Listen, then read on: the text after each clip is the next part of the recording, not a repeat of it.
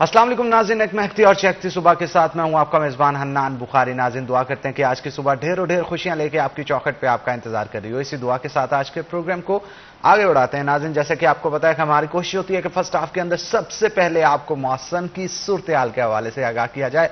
आज शहर फैसलाबाद का मौसम जो है वो औसम होगा या नहीं होगा, ये एक बड़ा सवालिया निशान है, क्योंकि बहुत सारे लोग इस चीज़ की ख्वाहिश में हैं कि शहर फैसलाबाद का मौसम जो है वो ज़बरदस्त हो जाए, सूरज मियाँ जो है बादलों के पीछे छुप जाए और काली घटाओं का राज जो है शहर फैसलाबाद के अंदर देखने को मिले। और यही नहीं बल्कि इसके साथ साथ मैना बरसे और मौसम जो है वो खुशगवार हो जाए, क्योंकि गर्मी के मौसम में सबकी यही ख्वाहिश होती है कि जितनी जल्दी हो सके बारिश जो है वो बरसे। और बारिश बरसने के बाद जो ठंडी हवाएं गालों को चूम चूम के फिर जाती हैं, तो जनाब उससे तो ऑटोमेटिकली स्माइल जो है आपके चेहरों पे आ जाती है। कैसा रहेगा आज का वेदर आने वाले 24 घंटों के लिए, देखेंगे टुडेज वेदर में।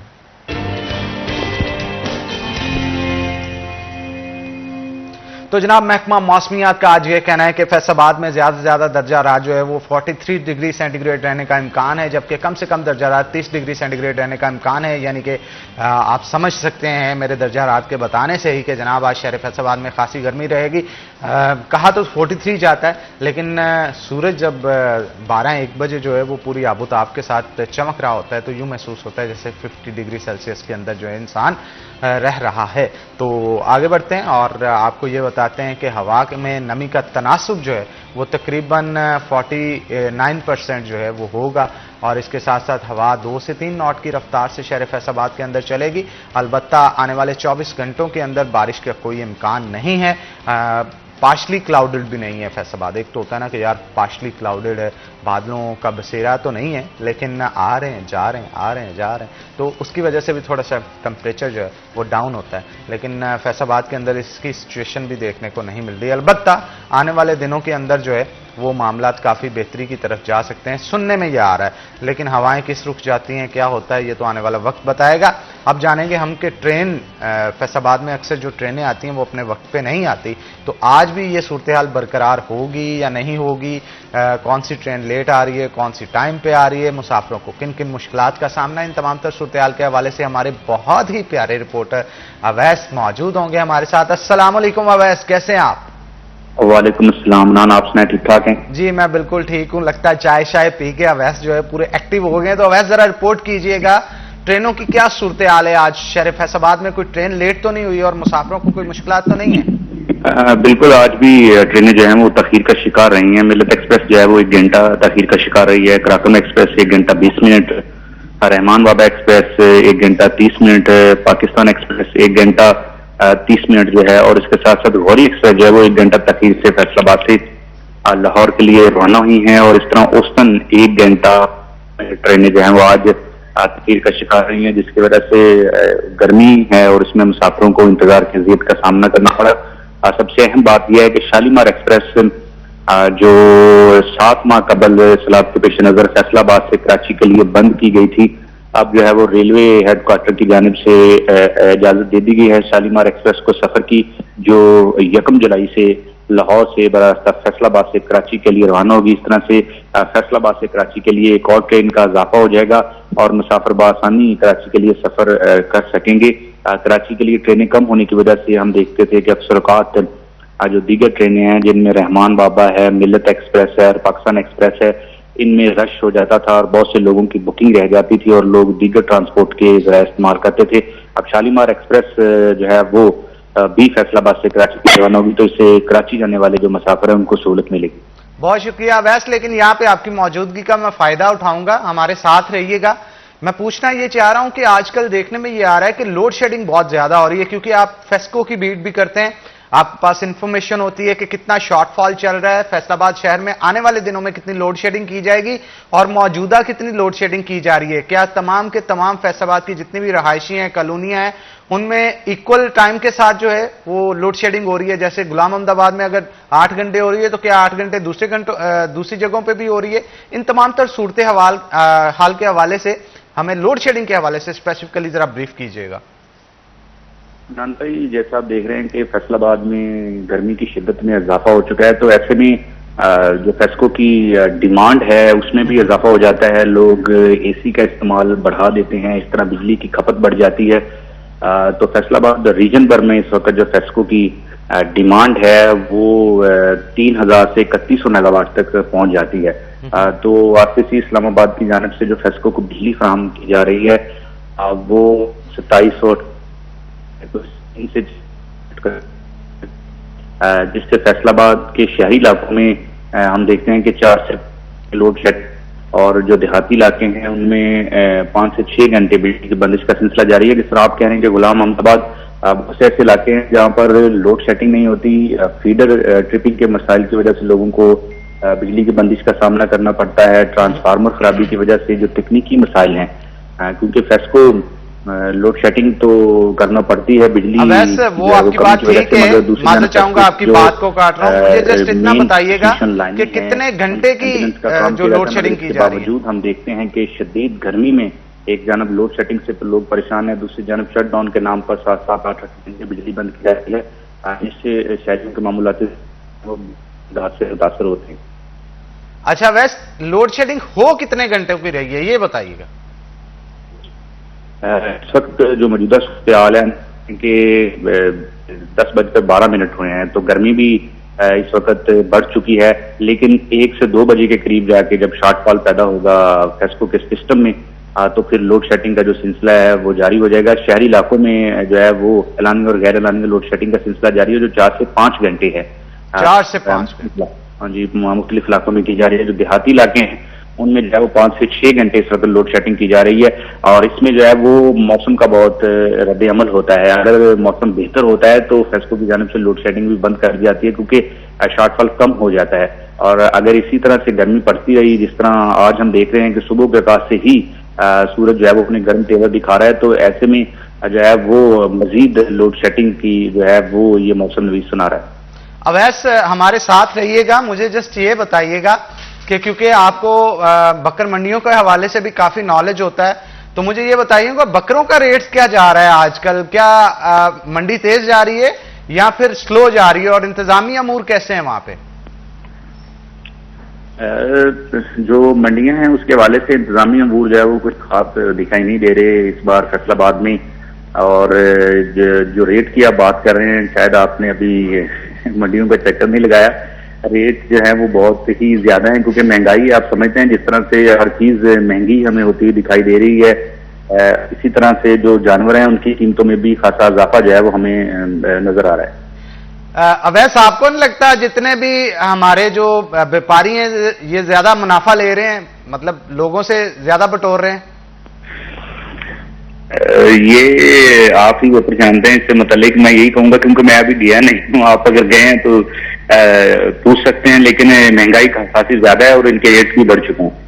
जी बहुत शुक्रिया अवैस, आप हमारे साथ मौजूद थे और आपने बड़ी जबरदस्त ब्रीफिंग जो है वो मुख्तलिफ इश्यूज के ऊपर दी। नाज़रीन, लोड शेडिंग के हवाले से अवैस अली बता रहे थे कि जो इश्यूज दरपेश हैं वो खास तौर पे हमारे यहाँ जितने भी लोग मौजूद हैं 8 घंटे 4 से 5 घंटे की लोड शेडिंग हो रही है, या फिर 6 घंटे के मुख्तलिफ इलाकों में लोड शेडिंग हो रही है। उसकी वजह यह बताई जा रही है कि फैसलाबाद को जितनी नीड है उतना सप्लाई जो है वो वापडा की तरफ से नहीं दी जा रही। अगर 3100 मेगावाट की ज़रूरत है तो बिजली जो फ्राहम की जा रही है वो 2700-2800 मेगावाट की जा रही है। और उनका कहना था कि जैसे ही 1 से 2 बजे का टाइम आता है, सूरज मियाँ अपनी थोड़ा आबोताब से चमक रहे होते हैं, तो तब बिजली की कंजप्शन के अंदर जो है वो, क्योंकि एयर कंडीशन ऑन करने होते हैं बहुत सारे ऑफिस के अंदर, और बहुत सारी मिल मालकान भी अपना काम शाम कर रहे होते हैं, फैक्ट्रियां चल रही होती हैं दिन के औकात में, तो कोशिश ये की जाती है कि पूरी की पूरी जो है सप्लाई दी जाए, लेकिन अल्टीमेटली फिर कोई ना कोई मसला जो है वो निकल आता है। इस वजह से आने वाले दिनों के अंदर अब देखना ये है कि ये लोड शेडिंग कम होगी या हमारे को मसाइल जो है वो बढ़ेंगे। इमरान असलम हमारे साथ मौजूद होंगे, उनसे भी बात करेंगे। अस्सलाम वालेकुम इमरान। जी वालेकुम सलाम, जी कैसे हैं नाम? जी मैं बिल्कुल ठीक। इमरान, क्या इश्यूज चल रहे हैं शहर के अंदर और शहरियों को क्या परेशानी आ रही है? किस हवाले से, लोड शेडिंग के हवाले से या रोड इंफ्रास्ट्रक्चर? फ्लाइट्स के हवाले से मैं एक्चुअली पूछना चाह रहा हूं कि हमारे यहाँ आज क्या फ्लाइट्स जो हैं वो टाइम पे आई हैं या फिर उसमें भी ट्रेनों की तरह ताखीर हो रही है? मुसाफिरों को कोई मुश्किलात का सामना तो नहीं करना पड़ रहा वहां पे? नहीं, बेसिकली ये है कि जो फ्लाइट शेड्यूल है अभी ये जो 22 मई से जो है वो 16 जून तक फ्लाइट हज ऑपरेशन जारी रहा। तो यही का जिसकी वजह से जो है वो फ्लाइट में ताखीर होती रही, क्योंकि हज करान की जो है वो सऊदी अरब जाने की जितनी भी फ्लाइट थी वो चल रही थी, जिसके बायस जो है वो दुबई और कराची जाने वाली जो है वो बसा औकात फ्लाइट की जो है वो टाइम तब्दील की। अलबत्ता अच्छा इमरान, माजरत चाहूंगा आपकी मैं बात काट रहा हूं, मुझे ये बताइएगा कि कितने हाजी जो हैं आज जा रहे हैं हज परफॉर्म करने के लिए फ्लाइट्स के जरिए, और उनको तो किसी किस्म की मुश्किलात का सामना तो नहीं करना पड़ रहा? जी बिल्कुल नहीं, अभी जो फैसलाबाद से हजाज ऑपरेशन के लिए जो हज ऑपरेशन है वो मुकम्मल हो चुका है। जो 16 जून की लास्ट फ्लाइट थी जिसपे जो है वो फैसलाबाद से 3153 जो आजमीन हज है सऊदी अरब के लिए रवाना हुए हैं, और फैसलाबाद से जो जद्दा के लिए आखिरी प्रवास थी उसमें 80 आजमीन हज थे। और ये जो कौमी एयरलाइन का हज ऑपरेशन था इसमें पीए की 22 परवाजें जो है वो हिस्सा ले रही थी। 16 मई से ये ऑपरेशन शुरू हुआ और 16 जून तक जो है वो जारी रहा। फैसलाबाद हाजी कैंप में हजाज करान के लिए वैक्सीन और मुख्तलिफ जो है वो कैंप्स लगाए गए, और इसी तरह तरबीती वर्कशॉप्स करवाई गई ज़राई यूनिवर्सिटी में। और फैसलाबाद से जो है वो सरकारी कोटा पर 3153 जो है वो आजमी हज यहाँ से जो है वो उड़ान भर चुके हैं। फैसलाबाद से पीए का जो हज ऑपरेशन है वो मुकम्मल हो चुका है। मजमूई तौर पर जो कौमी एयरलाइन की परवाजें थी 22 परवाजें हैं जिन्होंने हिस्सा लिया था, और 16 जून जो है उसकी लास्ट डेट थी, और माशाल्लाह कामयाबी से रवां साल जो है वो जो हज ऑपरेशन है वो कामयाबी से हमकनार हुआ, और वहां पर जो सऊदी अरब के जितने भी हमारे आदमी हज हैं उनको भी सहूलियत की बरवक्त फराहमी रही, और फैसलाबाद में किसी किस्म का जो है जांच को परेशानी का सामना नहीं हुआ। लास्ट में बायोमेट्रिक के जो मसाइल सामने देखने को मिल रहे थे, अभी जो है वो पाक जो सऊदी ऐप है उस पर जो है वो ऑनलाइन हम ऑपरेशन किए गए, और इसी तरह जो है वो 22 कौमी एयरलाइन पीए की परवाजें हजाज ग्राम को लेकर फैसलाबाद इंटरनेशनल एयरपोर्ट से रास्ता कराची सऊदी अरब के लिए रवाना हुई, और यूं ही ये हज ऑपरेशन फैसलाबाद से जो है वो कामयाब हुआ। जी अच्छा इमरान, ये बताइएगा कि हज से जरा हटके अगर बात की जाए तो क्या जो बहुत सारे लोग बैरून मुल्क सफर करने की कोशिश करते हैं, बाज़ ये देखने को मिलता है कि कुछ ना कुछ साथ ऐसे नशावर चीजें कैरी की जा रही होती हैं या कोई क्रिमिनल एक्टिविटी एयरपोर्ट के ऊपर देखने को मिलती है। तो गुज़श्ता साल की निस्बत अगर इस साल को कंपेयर किया जाए तो आपकी नजर में हमारे यहाँ क्राइम रेशो बढ़ा है ट्रैवलिंग के हवाले से या कम हुआ है? देखें, ये जो ड्रग्स का हवाले से बात करें तो ये इसकी हर साल रेशो बढ़ती जा रही है as compare to last year. इस साल की जो है वो जो ड्रग लेके जाती हैं जिसमें जो है हीरोइन है, आइस है, पेट में जो है वो गोलियां लेके जाती हैं मुख्तलिफ कंट्रीज में, नाइजीरिया में और दीगर में, तो यहाँ पर एएसएफ काम की जानिब से कार्रवाइयां की जाती हैं, पकड़े भी जाते हैं।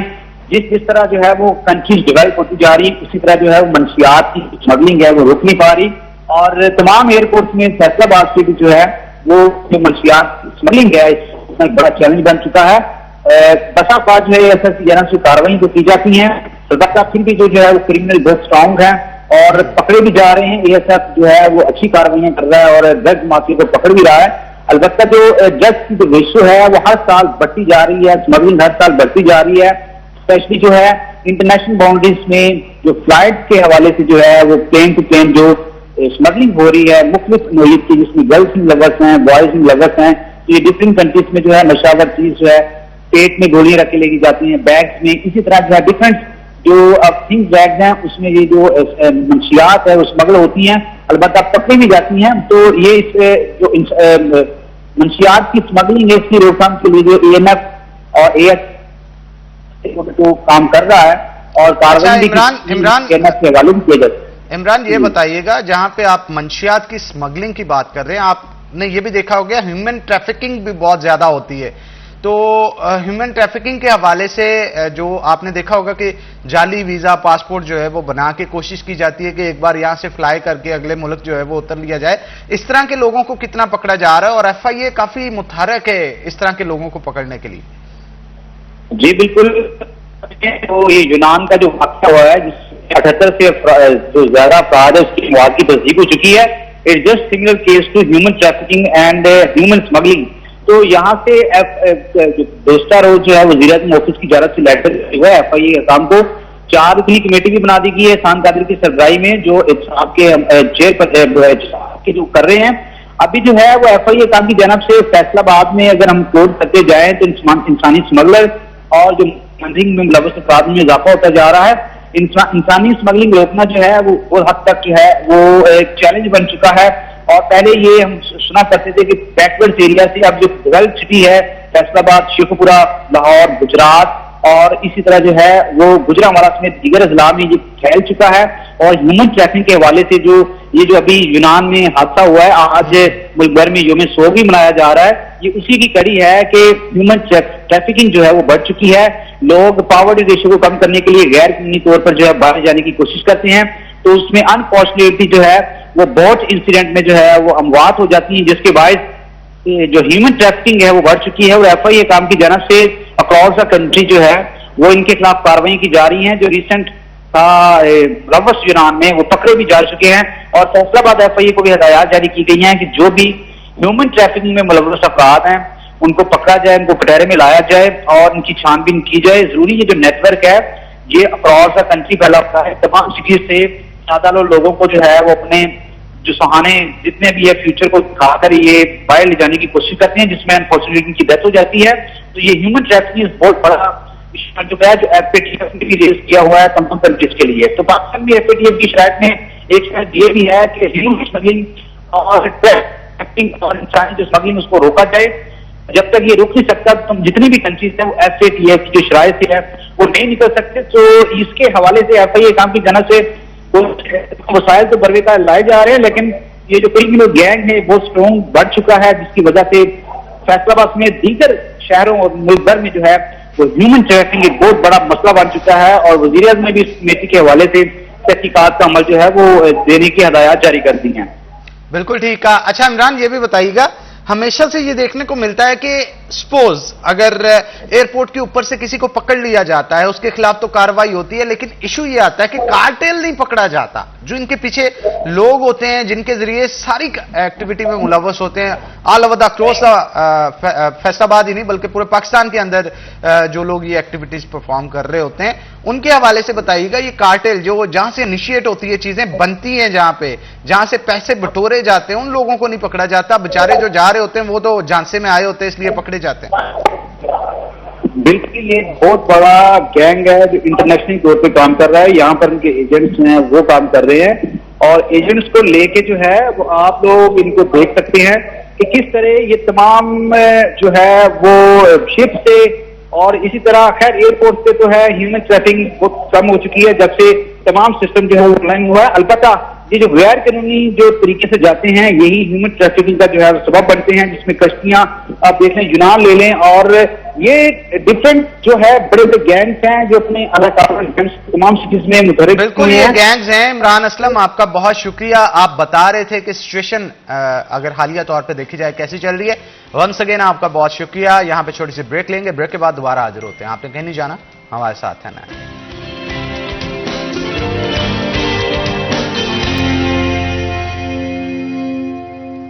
वेलकम बैक नाज़रीन, ब्रेक के बाद खुशामदीद। नाज़रीन, जैसे कि आपको पता है कि महंगाई बहुत ज्यादा हो चुकी है और इस महंगाई की वजह से बहुत सारे इश्यूज हैं जो कि हमारे माशरे के अंदर जन्म ले रहे हैं। एक तो ये चीज होती है ना कि जनाब कुव्वत खरीद जो है वो लोगों के अंदर मौजूद नहीं है। अब इसकी वजह से साइकोलॉजिकल प्रेशर्स क्या बन रहे हैं, लोग डिप्रेशन में आ रहे हैं। जब लोग कमा नहीं पाते, कुछ खा नहीं पाते, तो अल्टीमेटली फिर क्राइम रेशियो तो बढ़ती ही बढ़ती है, लेकिन इसके साथ साथ जो लोग क्राइम की तरफ नहीं जाते वो डिप्रेशन की तरफ चले जाते हैं, एंजाइटी की तरफ चले जाते हैं, और उसका फिर मुआशरा जो है वो एक हेल्दी जन्म नहीं लेता मेरा ख्याल है, क्योंकि बहुत सारे इश्यूज हेल्थ के तौर पे जो है वो सामने आना शुरू हो जाते हैं। एक बंदा जो डिप्रेशन में होगा किस तरह से वो उसकी बॉडी पूरी तरह काम करेगी, स्टमक डिस्टर्ब हो जाएगा, बहुत सारी बीमारियां इनिशिएट करने शुरू हो जाएंगी, इम्यूनिटी आपकी वीक हो जाती है, फिर बहुत साइकोलॉजिकल डिप्रेशन भी आ जाता है, बंदा चिड़चिड़ा रहता है, लोगों के साथ अच्छा बिहेव नहीं रखता, इखलाकी तौर पे जो है वो पुअर हो जाता है बंदा। ये तमाम तो सूरत जो है, इन चीज़ों के हवाले से आज हम गुफ्तगू करेंगे। हमारे साथ हमारे जो गेस्ट मौजूद हैं उनका तारुफ मैं आपके साथ करवा दूं। हमारी बड़ी ही ज़बरदस्त रिपोर्टर हमारी प्यारी बहना खिलजा हमारे साथ आज मौजूद हैं, तो आपको भी वेलकम करते हैं। और उनके साथ साथ हमारे साथ इंशाल डॉक्टर इंशाल जावेद मौजूद होंगी जो कि क्लिनिकल साइकेट्रिस्ट हैं, तो आपको भी वेलकम करते हैं शो के अंदर। तो पहले खिलजा की तरफ चलते हैं और खिलजा से डिस्कशन करते हैं। खिलजा, मुझे ये बताइएगा कि क्या कहेंगी आप, हमारे यहाँ जो महंगाई दिन ब दिन बढ़ रही है इसकी वजह से मेंटल प्रेशर कितना बिल्ड हो रहा है लोगों के ऊपर, खासतौर पे ख़वातीन जिन्होंने बच्चों को रेडी करना होता है, घर के तमाम मामला देखने होते हैं। मेल हजरात के हवाले से भी गुफ्तगू करेंगे। आप क्या समझते हैं कि हालात कितने डिपेंड करता है इस चीज़ पे कि अगले बंदे को डिप्रेशन में मुब्तला कर दिया जाए? जी बिल्कुल हनान, आपने बिल्कुल ठीक कहा है। अगर हालात की बात कीजिए, अब जो सिचुएशन जा रही है, महंगाई जो है वो दिन ब दिन जो है वो बढ़ती जा रही है रोज़ बरोज़। तो मैंने खुद भी काफ़ी फीमेल से बात की है, स्टोरीज की हैं। अच्छा, वो एक आपने बात की नॉर्मल एवरेज, अगर बियॉन्ड द लाइन करें, जो 25K या इतना एक मजदूर तबका है, जो उनकी अगर हाउस होल्ड पे अर्निंग पे अगर बात कीजिए वो इतनी कम है, और वो जो लोग हैं वो इतना ज़्यादा डिप्रेशन में जा रहे हैं ना। फिर हम लोग देखते हैं कि हमारी सोसाइटी में क्राइम केसेस या इस सब चीज़ें कैसे आ रही हैं कि उनका अगर छोटे बच्चे की बात की जाए, उसके लिए दूध जो एक नेसेसरी चीज़ है जो उसे प्रोवाइड किया ही जाना चाहिए। तो मैंने यहाँ तक भी मतलब स्टोरी की है और देखा है, यहाँ पे जो फीमेल्स होती हैं उनको शायद ये चीज़ ज़्यादा इफेक्ट करती है। एक साल का भी बच्चा अगर आप उसको फीडर जो है, दूध जो है नहीं प्रोवाइड कर पा रहे, जो इसकी बेसिक नीड है, बोन्स के लिए कैल्शियम है, जो क्योंकि स्टार्टिंग एज होती है उसमें बहुत ज़्यादा कंपल्सरी होता है, अगर उसको इस एज में भी नहीं मिल रहा तो मैं कहती हूँ वो लाइफ टाइम के लिए अगर देखा जाए उसको फिर कोई ना कोई बाद में भी इश्यू आ सकता है, वो अपाहिज हो सकता है या कोई और भी बीमारी में मुब्तला हो सकता है। तो पॉवर्टी लाइन, उसके बाद अगर एवरेज बंदे की बात की जाए तो एक्सपेंसेस जो है वो इतने ज़्यादा आ रहे हैं कि उसको इस तरह से इफेक्ट कर रहे हैं। एक मेल और फीमेल दोनों काम करें वो तो बहुत अच्छी चीज़ है, लेकिन अगर मेल भी काम करे, फीमेल जो है वो घर में चला रही है, उसके पास वही बजट है जिसमें वो पहले लेके चलती थी, और अब उसी बजट में उसने किस तरह से मैनेज करना है, क्या सब करना है, इसके लिए वो सब जो है वो बहुत ज़्यादा जो है वो टफ हो रहा है। बिल्कुल ठीक है। इंशाल भी हमारे साथ मौजूद है, उनसे भी बात करते हैं। इंशाल, महंगाई से जो डिप्रेशन आ रहा है ये हमारे माशरे को किस तरफ लेके जा रहा है, आपको क्या लगता है? जो फाइनेंशियल इश्यूज की वजह से हमारे जो क्राइटेरिया इन्वायरमेंट में आ रहा है ना, वो बहुत ज़्यादा लोग इस चीज़ की तरफ जा रहे हैं, डिप्रेशन की तरफ। एंजाइटी, डिप्रेशन, उसकी वजह से हमें मेंटल हेल्थ के साथ साथ फिजिकल हेल्थ भी इश्यूज आ रहे हैं उसकी वजह से। जैसे फॉर एग्जांपल हमारी जब नींद डिस्टर्ब होती है ना, सबसे पहले नींद डिस्टर्ब होने की वजह से हमारे मेंटल इश्यूज पे आती है बात। जब आपकी प्रॉपर नींद नहीं हो रही, हम थिंकिंग, ओवर थिंकिंग कर रहे हैं। ओवर थिंकिंग हमारे माइंड को इतना डिस्टर्ब कर देती है कि हम जो जहां बैठे होते हैं उसके बारे में भी सोच नहीं सकते, उसके बारे में भी बात नहीं कर सकते होते। हम जहां एग्जिस्ट कर रहे होते हैं वहां भी एग्जिस्टेंस हमारी मैटर नहीं कर रही होती, क्यों? हमारा माइंड कहीं और चल रहा होता है, हम बैठे कहीं और होते हैं, बात कोई और कर रहे होते हैं। फाइनेंशियल इश्यूज, एकदम महंगाई का इतना ज्यादा बढ़ जाना लोगों को बहुत ज्यादा डिप्रेस कर रहा है। उसकी वजह से क्या हो रहा है, जो प्रेगनेंसी, जो औरतों में प्रेगनेंसी है, अगर जो फाइनेंशियल इशू वजह से वो हैं, तो आगे उनके जो बेबी बॉर्न बर्थ है उनमें भी इश्यूज आ रहे हैं। बिल्कुल, मेल न्यूट्रिशन एक ऐसा सब्जेक्ट है, मैं कहता हूं कि इस पे जितना भी डिस्कशन की जाए कम है। बाहर बहुत सारे मुल्क ऐसे होंगे वहां पे आप देख सकते हैं कि फूड फोर्टिफिकेशन जो है वो एक इंपॉर्टेंट फैक्टर होता है। नाज़िन को भी मैं ये लाजमी तौर पर बताना चाहूँगा। नाज़िन, बहुत सारे मुल्कों के अंदर इस चीज़ का ख्याल रखा जाता है कि इवन खाने के लिए जो भी चीज़ प्रोड्यूस की जा रही है किसी भी कंट्री के अंदर, क्या उसकी न्यूट्रिशनल वैल्यू एग्जैक्ट वैसी है जैसे ह्यूमन बॉडी को नीड होती है जिस चीज़ की। क्योंकि आपने देखा होगा बाहर लोगों के अंदर अगर उनकी न्यूट्रिशन पूरी है तो उनकी हाइट, उनकी जिसामत बड़ी ज़बरदस्त होती है, पेट भी चपटे होते हैं, क्योंकि उनको फैट वाले कंटेंट कम दिए जाते हैं, प्रोटीन कंटेंट ज़्यादा दिया जाता है। लेकिन यहाँ पे आप देखते हैं कि खाना भी सही से ना मिलने की वजह से भी डिप्रेशन होता है। ऐसी है, आपके पास केसेस आते होंगे, ओबेसिटी के भी केसेस आते होंगे, वो लोग डिप्रेस हो जाते हैं, बॉडी शेमिंग की वजह से भी डिप्रेस हो जाते हैं। बिल्कुल ऐसे ही है, ये भी एक फैक्टर है। हाँ जी, बिल्कुल ऐसे ही है। और हमारे आजकल डाइट, बच्चों में एग्रेशन लेवल बहुत ज्यादा आ रहा है। मतलब आजकल के जो 5 साल का बच्चा है वो एग्रेशन, वो कह रहा है कि मैं स्ट्रेस में हूँ, वो डिप्रेशन में है। हमारी जो ये खाने पीने की चीजें हैं ये बहुत ज्यादा अफेक्ट कर रही हैं। फास्ट फूड बहुत ज्यादा हमें एग्रेशन की तरफ लेके जा रहा है। अगर हम डेली बेसिस पे अपने फूड के अंदर 2 बनानाज ऐड कर लेना तो हम डिप्रेशन लेवल बहुत कम कर सकते हैं अपना। एग हम डेली बेसिस पे ऐड करें तो उसके साथ डिप्रेशन लेवल बहुत कम होता है। नट्स, जैसे हम बादाम कहते हैं, जो लोग अक्सर हम बच्चे देखे बहुत इंटेलिजेंट होते हैं, ठीक है, हम उनके पीछे सुने ना, वो कहते हैं हम ज्यादा कुछ खाते नहीं लेकिन बादाम खाते हैं, ठीक है, वो डिप्रेस की तरफ नहीं जाते, लेकिन उनका इंटेलिजेंट लेवल बहुत ज्यादा, आईक्यू लेवल बहुत ज्यादा हाई हो जाता है। वो अगर हम थोड़ी बहुत अपनी न्यूट्रिशन की तरफ ये चले जाए ना, तो अगर हम थोड़ा बहुत अपनी हेल्थ को मेंटेन कर लें तो उसकी वजह से डिप्रेशन लेवल बहुत कम हो जाता है। अक्सर वालिदैन आते हैं, वो कहते हैं हमारे बच्चों को भूख नहीं लग रही, ठीक है, इतना छोटा बच्चा, उसको तो भूख ज्यादा लगती है, हर 2-2 घंटे बाद, 3-3 घंटे बाद, और बच्चे को पूरा दिन भूख नहीं लग रही, और बच्चा कह रहा है मेरे पेट में दर्द हो रही है, ठीक है, उसकी वजह से बच्चा डिप्रेस हो रहा है। ये बहुत कॉमन और बहुत रेयर केस ऐसे बहुत ज्यादा आ रहे हैं आजकल, जो कहते हैं हमें भूख नहीं लग रही, बच्चे को नींद नहीं आ रही, हालांकि ये वो एज है जिसमें हमें कुछ पता भी नहीं होता था। अच्छा इंशाल्लाह समटाइम ये भी होता है ना कि एक शख्स है जो सो नहीं पा रहा या अपनी स्लीपिंग हैबिट्स की वजह से इंसोमिया का शिकार हो जाता है, वो भी डिप्रेस करता है। वो भी डिप्रेस करता है। फैक्टर्स तो इतने सारे हैं हमारे मुआशरे के अंदर कि हम एक एक फैक्टर को लेना तो मेरा ख्याल है 2-2 घंटे उसके ऊपर डिस्कशन हो सकती है। ये इंसोमिया किस वजह से काज होता है और ये डिप्रेशन क्या काज करता है? अच्छा, जो आजकल है ना, आजकल सोशल मीडिया, ठीक है ना, स्क्रीन टाइमिंग, इसने बहुत ज्यादा ये नींद पे ना बहुत ज्यादा इसने अफेक्ट किया हमारी। फॉर एग्जाम्पल, अगर हमें बहुत ज्यादा नींद आ रही है और हमने मोबाइल ले लिया है ना, तो 2 घंटे तो हम मोबाइल भी लगे रहेंगे, बेशक नींद जितनी मर्जी आ रही है। इसने इतना ज्यादा अपने लोगों को अपनी तरफ अट्रैक्ट कर चुके हैं कि बच्चों की नींद भी अफेक्ट हो रही है और यंगेस्ट की नींद भी अफेक्ट हो रही है। जब हमारी नींद अफेक्ट होती है तो उसकी वजह से हम मेंटल प्रिपेयर नहीं होते, किसी भी चीज के एक्टिव नहीं होते। तो जब एक्टिव नहीं होते तो वो इसमें इश्यूज आते हैं, मेंटल इश्यूज आते हैं। और दूसरी बात, आजकल जो है ना हमारी आवाम है, वो कहती है जो फिजिकल इश्यूज है ना वो इशू है, मेंटल इश्यूज नहीं है, ये सिर्फ ड्रामा है, हालांकि ऐसा कुछ नहीं है। क्यों खिलजा, आपकी क्या सबमिशन है? हाँ जी बिल्कुल, मैं बिल्कुल इस चीज़ से एग्री करूंगी, क्योंकि हमारे बहुत से ऐसे लोग हैं वो डिप्रेशन में जाते हैं, उनको कोई इशू होते हैं, वो साइकोलॉजिस्ट के पास नहीं जाना चाहते। पाकिस्तान में अगर देखा जाए ये रेशियो बहुत ज़्यादा है।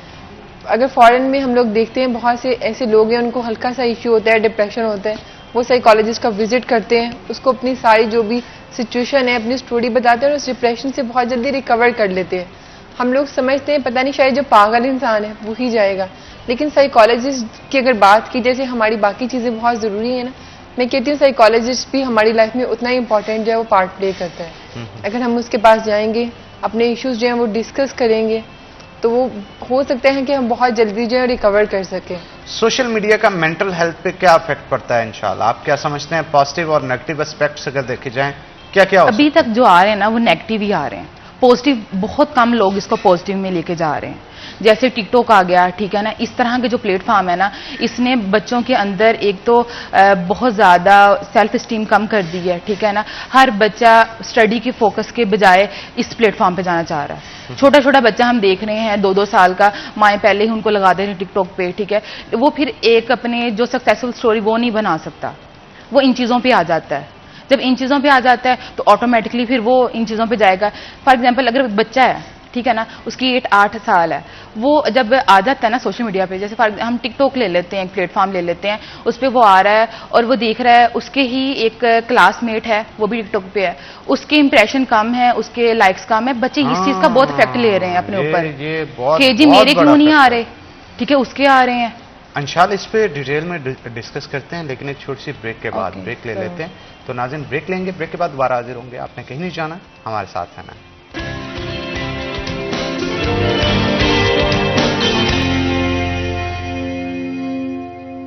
वेलकम बैक नाज़रीन, ब्रेक के बाद खुश आमदीद। हमारे साथ डॉक्टर इंशाल मौजूद हैं, मजीद गुफ्तगू उनके साथ करते हैं। इंशाल आजकल ये भी देखने को मिल रहा है कि सोशल मीडिया के ऊपर रिलेशनशिप्स जो होते हैं वो भी बड़े बिल्ड होते हैं, उनकी वजह से भी एक साइकोलॉजिकल डिप्रेशन जो है वो सामने आता है, क्योंकि बहुत सारा बार ऐसा भी होता है कि लड़के लड़कियां बन के जो है वो बात कर रहे होते हैं और लड़कियां लड़के बन के बात कर रहे होते हैं। इसके ऊपर आप क्या कहेंगे? इस पर मैं ये कहना चाहूंगी कि आजकल ना हर लोग ना एक दूसरे का मजाक बनाना ये चाह रहे हैं कि हर बंदा आप कह रहे हैं कि कोई और हमें मैसेज कर रहा है, ये हमें कॉल कर रहा है, वो कोई और नहीं होता, वो बेसिकली आपका ही इर्द गिर्द के माहौल में से कोई होता है, ठीक है। और फिर वो आपका एक फनी वीडियोस बना के, ठीक है, आपको डिग्रेड करना भी चाह रहे होते हैं। इस पे दूसरा बात हम ये भी कर सकते हैं इस पे कि जो ये चीजें हैं ना, हर आजकल ना फेमिनिज्म बहुत ज्यादा आ चुकी है, हर लड़का लड़की बनना चाह रहा है और उसका नाम क्या, हर लड़की से बात करना चाह रहा है कि किस तरह से इस चीज को हम लेके जा सकते हैं, कि देखते हैं क्या रिप्लाई आता है, ठीक है, हम किस तरह से उसको रिप्लाई करते हैं या उसका क्या फीडबैक आता है। लेकिन अल्टीमेटली ये आ जा कि सारा मसला जनरेट कहां से होता है, हमने देखना ये होता है। मेरा ख्याल है जो बंदा वेला है ना, जो बंदा वेला है, अब डिग्रियां ले रहे हैं और बैठे हैं वेले, तो फिर यही काम होना है। वो कंटेंट ढूंढ रहे होते हैं अपना। आप क्या कहेंगे खिलजा, ऐसा होता है? जी बिल्कुल ऐसे होता है, और हम लोग एक दूसरे के इमोशंस के साथ, मैं कहती हूँ वो इतना वो मतलब देख रहे होते हैं ना कि प्रॉपर आप एक ऐसी आइडेंटिटी बन रहे हैं जो है ही नहीं ओरिजिनली, और एक दूसरे के इमोशंस को वो इतना हर्ट कर रहे हैं, और समटाइम्स एक बंदा होता है वो फिर इतना डिप्रेशन में चले जाता है कि उसको दोबारा से फिर से रिकवर करना या उस मेंटल स्टेट पे लाना जहाँ पे वो पहले था बहुत मुश्किल हो जाता है। और जैसे एक पहले भी बात की थी मैंने, फिर हम लोग साइकोलॉजिस्ट वगैरह हैं, इनके पास नहीं जल्दी जाते हैं। स्टार्टिंग में तो घर वाले, फैमिली, अगर आप किसी से बात कर रहे हैं, हर जो बंदा है वो इग्नोर कर रहा है, लेकिन जब हम लोग वो चीज़ देखते हैं कि एक्सट्रीम तक जा रही है, वाकई हमें डॉक्टर की ज़रूरत है, फिर जो है वो जाते हैं डॉक्टर के पास, और फिर वो आपकी जो मेंटल स्टेट होती है वो इस हद तक खराब हुई होती है, उसको रिकवर होने में बहुत ज़्यादा टाइम लग जाता है। अच्छा, इसका टाइम तो बहुत ज्यादा रिकवर होने में लगता है, जल्दी कैसे रिकवर किया जा सकता है इंशाल्लाह? जल्दी रिकवर कैसे किया जा सकता है? आप जब आप साथ दें डॉक्टर के साथ, फॉर एग्जाम्पल हम कोई उनको प्रिस्क्राइब करते हैं कि ये करें, ठीक है, वो खुद नहीं चाह रहे, आप 1000 दफा आ जाएं, ठीक है ना, आप 5000 डॉक्टर के पास चले जाएं, 5000 फीस वाले डॉक्टर के पास चले जाएं, जब आप खुद रिकवर नहीं होना चाह रहे तो आपको डॉक्टर कैसे रिकवर कर देगा? आपको मेडिसिन प्रिस्क्राइब की गई है या आपको कोई एक्टिविटी प्रिस्क्राइब की गई है तो आप वो नहीं करना चाह रहे, आपका लैक ऑफ इंटरेस्ट आ रहा है, पहले तो डॉक्टर को ये चाहिए कि जब वो आए तो उसकी ये चीजें देखिए। आजकल हमारे लोग सिर्फ डॉक्टर्स इस बात पे बैठे हैं कि जी पैसे ले लो और उनको लाते जाओ सेशंस पे, ऐसा नहीं करना चाहिए। बेसिकली मेरी कुछ स्टडी बाहर की है, यूएसए की है, कैलिफोर्निया की, तो क्लिनिकल सेक्सोलॉजिस्ट पे, ठीक है, तो वहाँ की क्राइटेरिया कुछ और है, पाकिस्तान का क्राइटेरिया कुछ और है। यहाँ क्या करते हैं, बस आई जाओ क्लाइंटेज खत्म ना हो, ऐसे नहीं। हालांकि इस तरह वो ज़्यादा डिप्रेस हो रहे हैं, जो पेशेंट्स हैं वो ज़्यादा डिप्रेशन में। अक्सर पेशेंट मेरे पास इस वजह से आते हैं, वो पहले कॉल पे यही पूछे होते हैं असिस्टेंट से कि जी हमें थेरेपी देंगे या मेडिसिन देंगे। हमने मेडिसिन नहीं लेनी, हमें थेरेपी लेनी है, ठीक है। अब उनको ही नहीं पता होता कि थेरेपी क्या है, और फिर उनको ये भी नहीं पता होता कि आपकी बॉडी नीड्स हैं क्या, बॉडी नीड्स क्या हैं। अगर आपको थेरेपी चाहिए तो डॉक्टर थेरेपी देगा, अगर मेडिसिन से आपने ठीक होना हाँ, तो फिर मेडिसिन देनी पड़ेगी। बिल्कुल, मैं असिस्टेंट मेरी आगे से यही कहती है कि अगर आपको चाहिए होगी, आपको अगर वो डायग्नोस करके पता चलेगा कितनी सिवियरिटी लेवल है आपका डिसऑर्डर में, तो अगर तो मेडिसिन रिकमेंड की जाएगी, थेरेपी ज़्यादा रिकमेंडेशन मैं थेरेपी पे ही करती हूँ कि हमें थेरेपी से कर दें, क्योंकि लोग मेडिसिन पे ज़्यादा नहीं जाते। दूसरी बात ये है, जैसे फाइनेंशियल इश्यूज पे हमने पहले बात की थी कि इतना लोगों के पास पैसे नहीं है कि वो बार बार जाके मेडिसिन लें और जाएं। फिर लोग क्या करते हैं, अच्छा क्या खानी है हमने, कहाँ जाएंगे हम, पैसे पहले ही नहीं है, तो इस चीज़ को छोड़ दो। अच्छा, कुछ लोग ये भी तो होते हैं ना कि अपने आप को सेल्फ कंट्रोल करने पे उनका बस नहीं चलता, फिर अल्टीमेटली मेडिसिन देनी पड़ती है। मेडिसिन अब मेडिकेशन से आपको पता है कि फिर उनको फील करवाया जाता है जैसे वो खुश हैं। और इवन मेरा एक दोस्त भी है, उससे भी डिप्रेशन था, वो डॉक्टर ने मेडिसिन दे दी, उसका ना कहता मेरा खा के हंसने को मन करता है, वो मुझे कॉल कर लेता है। प्रॉपर एक मेडिसिन होती है, प्रॉपर मेडिसिन होती है, तो वो उसका हंसने को मन करता है और वो फोन करके मुझे बातें करता है, शुगर लगाता है, हंसता है, टाइम अपना स्पेंड करता है सम टाइम।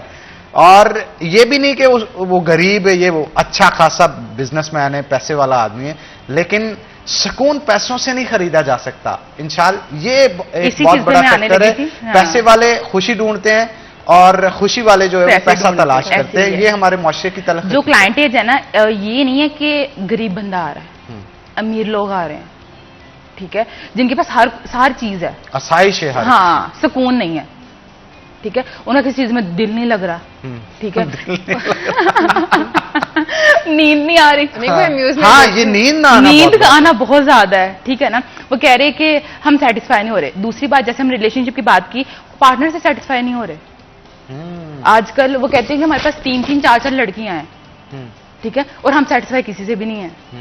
नहीं, ये एक बहुत बड़ा फैक्टर है। इसके अलावा घरेलू झगड़े जो है, जैसे बहन भाइयों के झगड़े हो जाते हैं, पेरेंट्स के साथ हो जाते हैं, ये भी इंपॉर्टेंट फैक्टर है एक, अगर देखा जाए एनवायरमेंटल स्ट्रेस के साथ। दूसरे इसमें पेरेंट्स पे आ जाते हैं, तो जो पेरेंट्स जॉब्स कर रही होती हैं वो अपने बच्चों पे फोकस नहीं कर पा रही होती, तो उनके बच्चे फिर खुद ही आते हैं कंसल्ट करने कि हमें पेरेंट्स हमें फोकस नहीं कर रहे, ठीक है, उसको ट्रीट कर रहे हैं, मुझे ट्रीट नहीं कर रहे। आजकल ना डिफरेंस पॉइंट बहुत ज्यादा आ चुका है।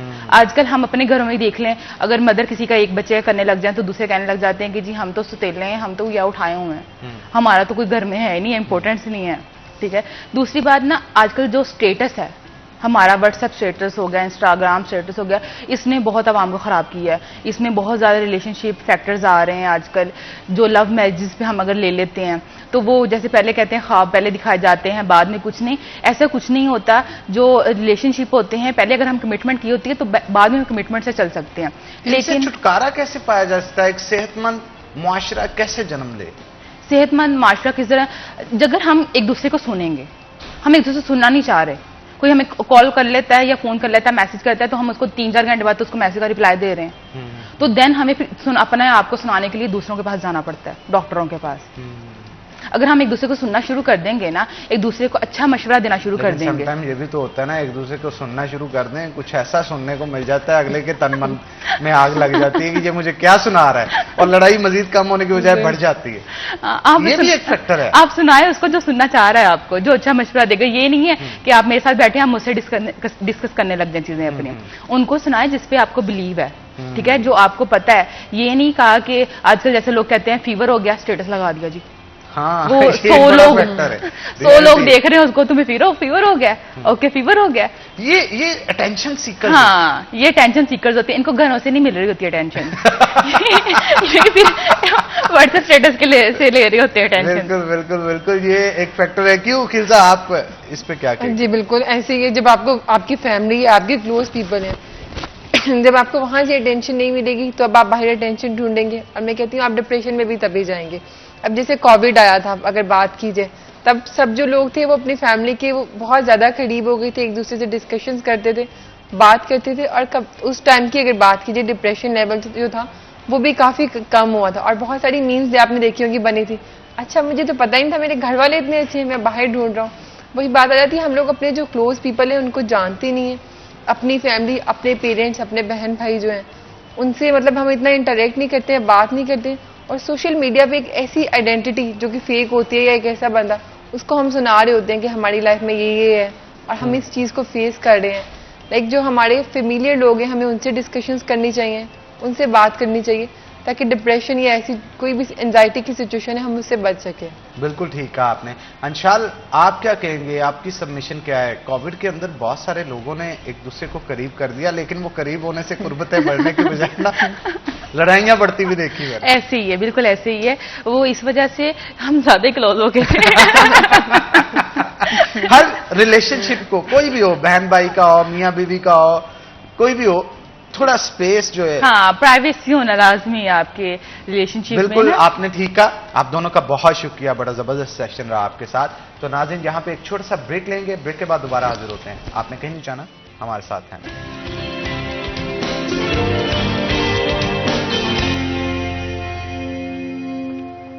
वेलकम बैक नाज़रीन, ब्रेक के बाद खुश आमदीद। नाज़रीन, जैसा कि आपको पता है कि सेकंड हाफ हमारा स्टार्ट हो चुका है, और सेकंड हाफ के अंदर हमारी कोशिश होती है कि हम नए से नए जो है वो गेस्ट में बुलाएं, ना सिर्फ बुलाया जाए बल्कि उनके साथ कोई नई डिस्कवरी जो होती है ना, मतलब जैसे कोई बंदा किसी भी चीज़ पे मेहनत करता है, कोई इनोवेशन करता है, तो उस इनोवेशन के ऊपर डिस्कशन की जाए।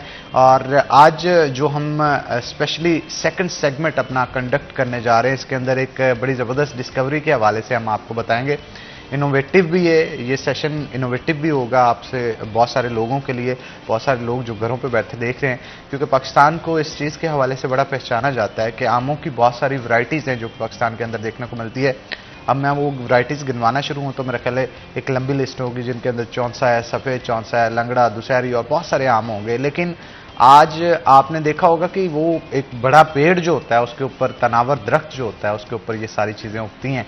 तो जो चीज़ आज हम आपको दिखाने जा रहे हैं, एक ऐसे आम की वैरायटी हम आपको दिखाएंगे जो कि 1 साल के पौधे के ऊपर ही लगना शुरू हो जाता है, और पूरा हेल्दी मैंगो जो है वो होता है। जैसे कि आप स्क्रीन के ऊपर भी देख रहे हैं, ये साइज़ में भी अच्छा खासा बड़ा है और पक्का हुआ है। आप ये भी देख सकते हैं कि 1 साल के पौधे के ऊपर जो है वो इसे फैसलाबाद के एक साइंटिस्ट हैं, उन्होंने इसे ग्रो किया है। क्या है इसके पीछे की कहानी, किसने इसे तैयार किया, किस तरह से इस पौधे को तैयार किया, और इस पौधे का नाम क्या है, इन तमाम तर सूरत हाल के हवाले से जानेंगे। हमारे साथ डॉक्टर जाहिद रशीद साहब मौजूद होंगे, जो कि साइंटिस्ट हैं, ऑफिसर हैं, और इसके साथ साथ हॉर्टिकल्चर यूव रिसर्च सेंटर के अंदर काम करते हैं, और बड़ी ज़बरदस्त रिसर्च के साथ नई से नई डिस्कवरीज जो हैं वो सामने लेके आ रहे हैं। और ये एक ऐसी अचीवमेंट होगी, मेरा ख्याल है रेवोल्यूशनरी होगी, और दुनिया भर के अंदर इसे जो है वो काफ़ी सराहा भी जा रहा है। तो डॉक्टर साहब हमारे साथ मौजूद हैं, वेलकम करते हैं डॉक्टर साहब आपको। डॉक्टर साहब, ये मतलब मैंने तो देखा है कि हमेशा से मैंने जो आम देखे हैं वो बड़े बड़े दरख्त होते हैं, तनावर दरख्त, उनके ऊपर लगते हैं। आपने 1 साल के पौधे के ऊपर इतना हेल्दी मैंगो जो है वो कैसे ग्रो किया है, इसके पीछे की कहानी क्या है, और किस तरह से, क्या ये हादसाती तौर पे या इस पर मुकम्मल रिसर्च करके आपने तैयार किया है? जी हनान, थैंक यू। सबसे पहले तो मैं बात करूंगा फ्रूट्स की इम्पोर्टेंस के लिहाज से। तो पहले डिस्कशन हो रही थी कि हमारी सोसाइटी में एंजाइटी, डिप्रेशन जो है वो बहुत ज़्यादा बढ़ रहा है।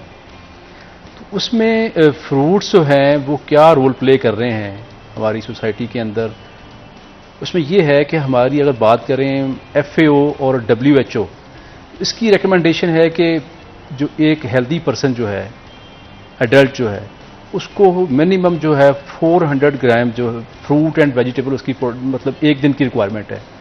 तो अनफॉर्चुनेटली पाकिस्तान में जो एक अपना यंग वन है उसको इतनी अवेलेबिलिटी नहीं है।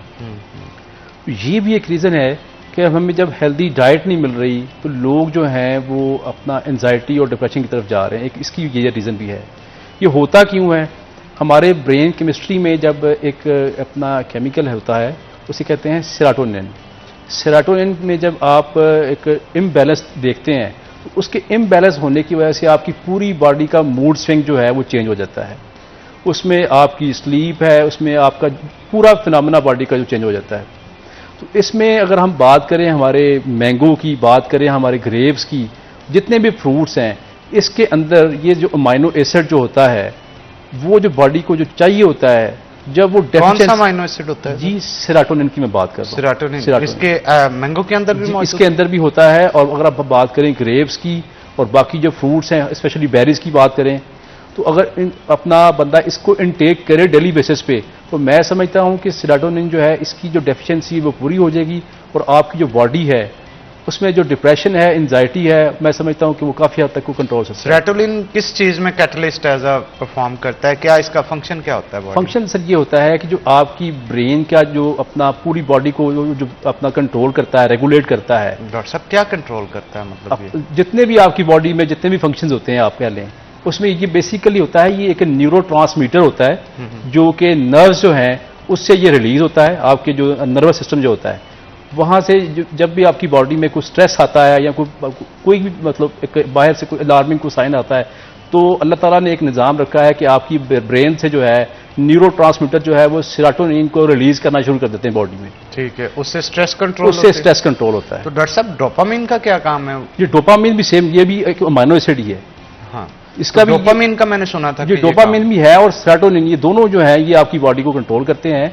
और ये जो फ्रूट्स है इनके अंदर ये सब जो है वो नेचुरल जो पाए जाते हैं, बजाय इसके कि आप इसको टैबलेट की फॉर्म में या केमिकल की फॉर्म में बाहर से इनटेक करते हैं। वाई नॉट कि आप अपनी डाइट में ये हेल्दी फ्रूट्स को आप अगर डेली बेसिस पे लें, जैसे WHO और FAO ने रिकमेंडेशन दी है कि 400 ग्राम इनटेक आप करें एटलीस्ट पर डे, तो क्यों ना हम जो है वो नेचुरल इससे अपना पूरा करें। अच्छा, ये तो आपने ठीक कहा, लेकिन अब फिर उस कहानी के पीछे आ जाते हैं मेन, जिसके लिए मैंने आज आपको यहाँ पे मदऊ किया है कि जनाब ये मैंगोज किस तरह से 1 साल के पौधे के ऊपर ग्रो किए। अब मैं बात करूंगा जो रियल स्टोरी है, जो रियल जो हमारा अभी मैंने काम किया है वो है जी मैंगो।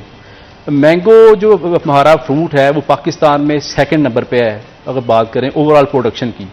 पाकिस्तान में अगर बात करें एरिया और प्रोडक्शन के हवाले से मैंगो हमारा 2nd पे है। अब मैंगो के अंदर हमें क्या इसमें प्रॉब्लम आ रहा था देखने में, मैंगो के अंदर एक फिनोमेना होता है अल्टरनेट बेयरिंग का। अल्टरनेट बेयरिंग ये होता है कि एक साल जो है जो पौधे में फल आता है वो कम आता है और एक साल ज़्यादा आता है। और फार्मर जो है जिस साल वो ऑफ ईयर होता है तो फार्मर को काफ़ी हद तक नुकसान होता है। तो हमने एक ऐसी वैरायटी आइडेंटिफाई की है जिसकी फार्मर को ज़रूरत थी। ये वैरायटी है जी जो रेगुलर बियरर है, ड्वार्फ इन नेचर है, मतलब ये छोटे कद की वैरायटी है। ये आपको हार्वेस्टिंग के लिए कोई इशू नहीं है इसमें। और दूसरा, आजकल एक हाई डेंसिटी प्लांटेशन का एक ट्रेंड चला हुआ है पूरे पाकिस्तान में कि नंबर ऑफ प्लांट्स जो है 1 एकड़ में आप ज़्यादा कर दें।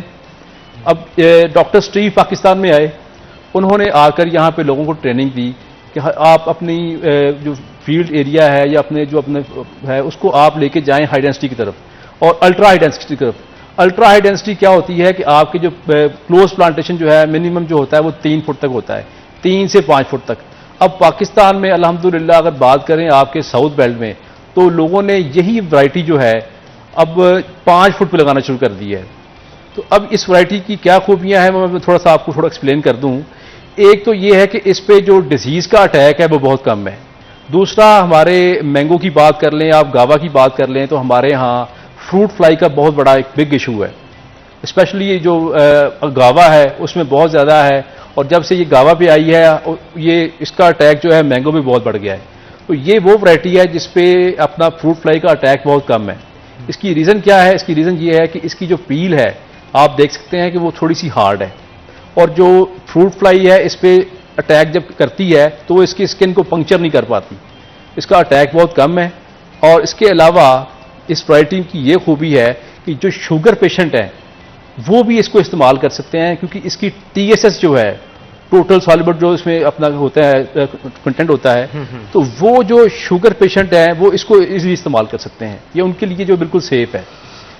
अच्छा, दूसरा ये है कि अपना इस वैरायटी को हमने देखा कि इस पे अपना जो बीमारियों का अटैक है, स्पेशली बात करें इसमें अगर हम अपने एंथ्रेक्नोज मैंगो पे जो आती है या दूसरी जो आती हैं, उसका इस वैरायटी पे जो अटैक है वो बहुत कम है।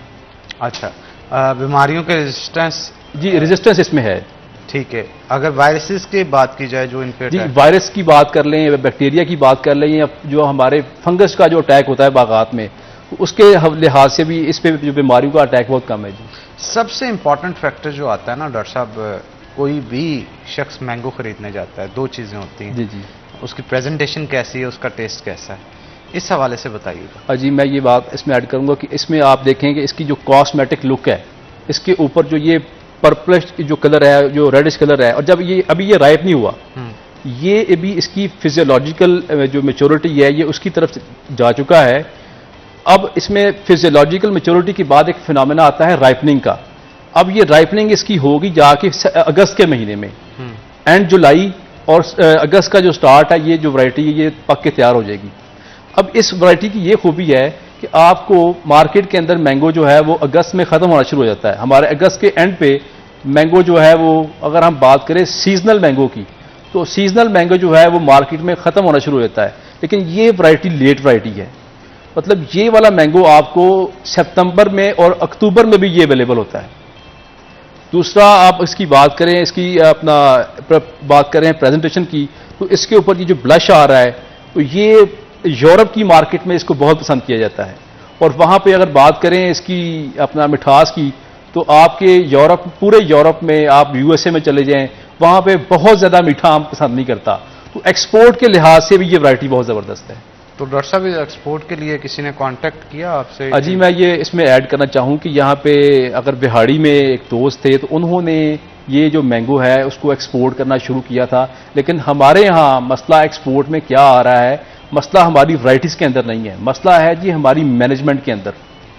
गवर्नमेंट जो है इस पर कुछ थोड़ा सा फोकस कर रही है, लेकिन जिस तरीके से फार्मर को बेनिफिट मिलना चाहिए, और जो हमारी एक्सपोर्ट है वो क्यों पीछे है, इसकी सबसे बड़ी जो रीज़न है, हमारे पास जो कोल्ड स्टोरेज है यहाँ पे, और फिर जो हमारी प्रोसेसिंग इंडस्ट्री है वो बहुत पीछे है।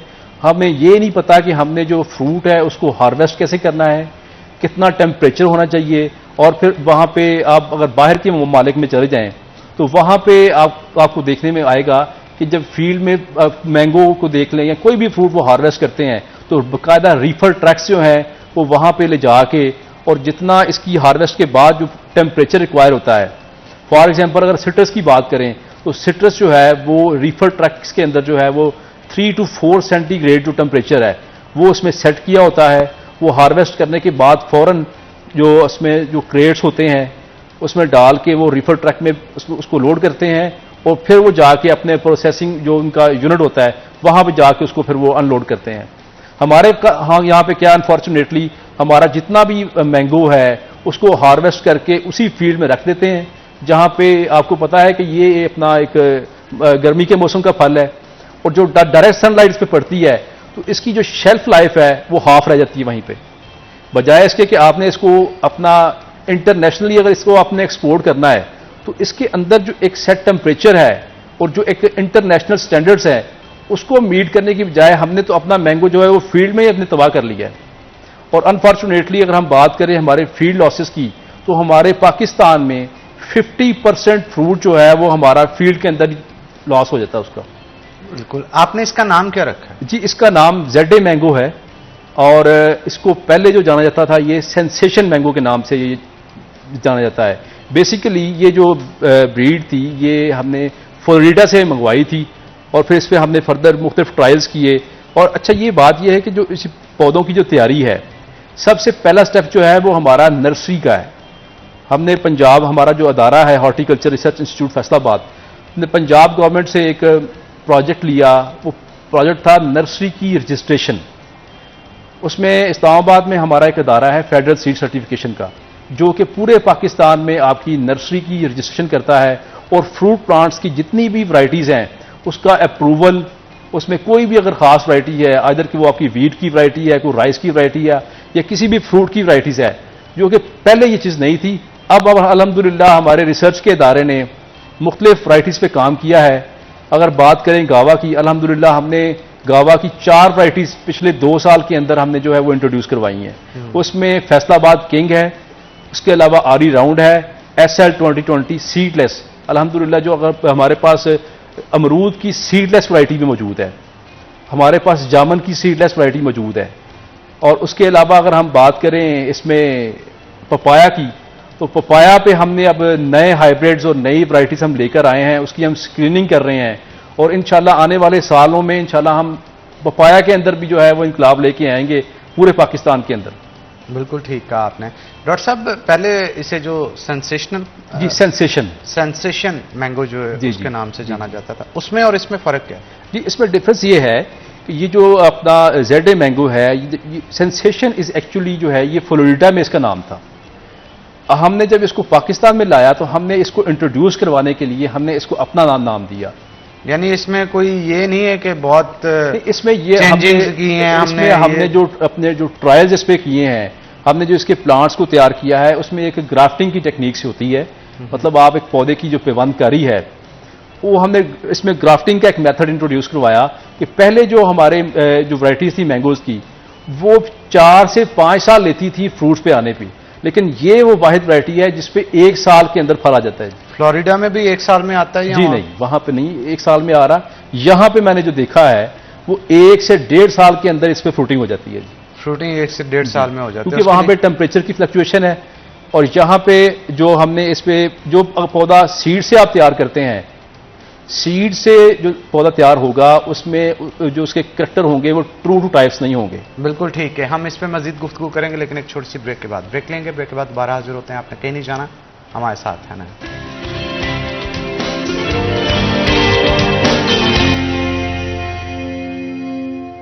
वेलकम बैक नाज़रीन। ब्रेक के बाद खुश आमदीद। हमारे साथ डॉक्टर जाहिद रशीद मौजूद हैं, मजीद गुफ्तगू उनके साथ करते हैं। डॉक्टर साहब मजीद इस फ्रूट के हवाले से हमें बताइएगा कि आपने क्या ग्राफ्टिंग की टेक्निक्स हैं जो कि यूज़ करके इसे बनाया और किस तरह से, और क्या ये पेटेंट हुआ है आपका? जी हनान, मैं इस हवाले से यहाँ पे ऐड करना चाहूँगा। एक्चुअली ग्राफ्टिंग वो टेक्निक्स है कि जो अपना इसको अगर लोकली अगर बात करें तो इसे पेवंदकारी कहते हैं। इसमें 2 पार्ट्स होते हैं बेसिकली।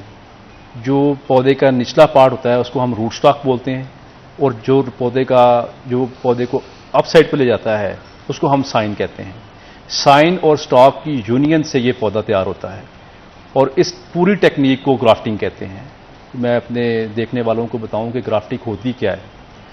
अब हमने देसी मैंगो का रूट स्टॉक लिया जिस पे रूट्स के ऊपर अटैक जो है डिजीजेस का वो बहुत कम होता है, और इसके ऊपर हमने जो साइन यूज़ किया वो इस वैरायटी का यूज़ किया ताकि ये इसकी रूट्स के ऊपर जो रूट रॉट है या निमाटोड्स हैं इनका अटैक ना हो। अब ग्राफ्टिंग की जो डिफरेंट टेक्निक्स हमने यूज़ की, इसमें अप्रोच ग्राफ्टिंग हमने यूज़ की, इसमें टी ग्राफ्टिंग यूज़ की, इसमें वेज ग्राफ्टिंग यूज़ की। तो हमने इसको फिर स्टैंडर्डाइज करने के बाद जो है वो हमने ये पौधा तैयार किया। तो उसमें हमने देखने में आया कि जब वो पौधा नर्सरी में मौजूद था हमारे पास, तो 1 साल के पौधे के ऊपर फ्रूटिंग जो है वो 5 से 7 दाने जो मैंगो के हैं जो वो आने शुरू हो गए, और ये हमारे लिए बड़ी खुशाइन बात थी।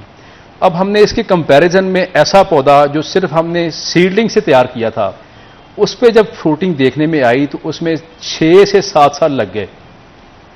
और जो उसमें अपना फ्रूट के साइज और यूनिफॉर्मिटी की अगर बात करें तो वो फ्रूट जो हमने सीडलिंग से तैयार किया था उसमें वो करैक्टर जो उसके पेरेंट्स के करैक्टर थे वो नहीं थे, वो डिफर कर चुके थे, क्योंकि इसमें जो अपना जो जेनेटिक्स है वो टोटली जो है वो डिफर कर जाती है। ये जो मेथड हम ग्राफ्टिंग का यूज करते हैं इसको कहते हैं एसेक्सुअल मेथड। इससे जो अपना पेरेंट्स के जो कैरेक्टर हैं वो ट्रू टाइप से हैं वो सेम उसी में आ जाते हैं। 100% कैरेक्टर जो है वो ट्रांसफर हो जाते हैं आगे वो पौधे के अंदर। तो हमने वो टेक्निक यूज करते हुए इसकी जो अपना यूनिफॉर्मिटी है इसके फ्रूट की, इसके जो टेस्ट की, वो हमने वो उसको बरकरार रखी। अब मैं बात करता हूं कि जो आपने बात की है पेटेंट की, तो फेडरल सीड सर्टिफिकेशन अदारा जो हमारा इस्लामाबाद में काम कर रहा है उसके कोलैबोरेशन से और जो हमारा पैथोलॉजी और डिफरेंट जो है ये एक पूरी हमारी वो कमेटी बनी हुई है और हमने जो इस पर डिफरेंट ट्रायल्स किए। ट्रायल्स करने के बाद इसका सबसे पहले जो है वो अपना होता है, इसकी एग्जामिनेशन होती है पहले साल, उसको कहते हैं जी 10 टेस्ट, 10 स्टडीज। 10 क्या है? DUS उसको बोलते हैं, D for distinguishness, U for uniformity और इसको S फॉर जो है वो स्टेबिलिटी है। ये सारा एनालिसिस किया जाता है, आया कि इसके अंदर कोई डिस्टिंग्विश कैरेक्टर है, यूनिफॉर्मिटी इसमें मौजूद है और ये वैरायटी स्टेबल है। इसको पहले साल जो है इसकी स्टडी की जाती है। देन अगले साल इसका सेकेंड ईयर 10 टेस्ट होता है। वो फेडरल सीड सर्टिफिकेशन के जो अपना मेंबर्स होते हैं वो हमारे साथ आते हैं फील्ड के अंदर, इसके ट्रायल्स की स्टडी करते हैं। अगर उनको लगता है कि हाँ वाकई इसके अंदर कोई डिस्टिंक्ट कैरेक्टर है, यूनिफॉर्मिटी है, तो वो उसको फिर सेकेंड ईयर जो है वो लेते हैं। और जब वो सेकेंड ईयर से पास हो जाता है तो उसके बाद इसकी स्पॉट एग्जामिनेशन होती है। स्पॉट एग्जामिनेशन के अंदर भी हमारी पूरी कमेटी इसको एनालाइज करती है कि आइदर की ये जो वैरायटी है ये इस काबिल है कि हम इसको आगे फर्दर भेजा जाए इसको। और फिर हमारा पंजाब सीड काउंसिल का जो अदारा है वो एक इसको कमेटी जो है उसकी जो मतलब उसको चेयर करती है और फिर एक्सपर्ट सब कमेटी की मीटिंग होती है। एक्सपर्ट सब कमेटी के बाद फिर एक और मीटिंग होती है। तो ये सारी अपना जो है जो मतलब जो पूरा जो चैनल है, ये पूरी जो एक मतलब सीरीज है, इससे ये वैरायटीज हमारी गुजरती हैं। ना सिर्फ फ्रूट्स की वैरायटी बल्कि हमारी जितनी भी वैरायटीज, अगर आप बात करें वीट की बात कर लें, हमारे राइस की बात कर लें, शुगर केन की बात कर लें, ये सारी वैरायटीज इस प्रोसेस से गुजरने के बाद हमारे फार्मर तक जाती हैं। तो अल्हम्दुलिल्लाह ये सारे प्रोसेस से गुजर चुकी है, ये अप्रूवल से गुजर चुकी है और अब हम जो है इसके पौधे तैयार करके फार्मर को हम डिस्ट्रीब्यूट कर रहे हैं। अच्छा, अब मैं ये बात बताऊं, ये तमाम अप्रूवल से गुजर चुकी जी, ये गुजर चुकी है। तो ये पेटेंट हो चुका है? जी हो चुका है। तो ये पेटेंट आपके नाम से हुआ, अदारे के जी नाम ये से? मेरे नाम से हुआ जी, ये ठीक है जी। इसमें जो इसका जो ब्रीडर हूं, ये मैं इसका ब्रीडर हूं।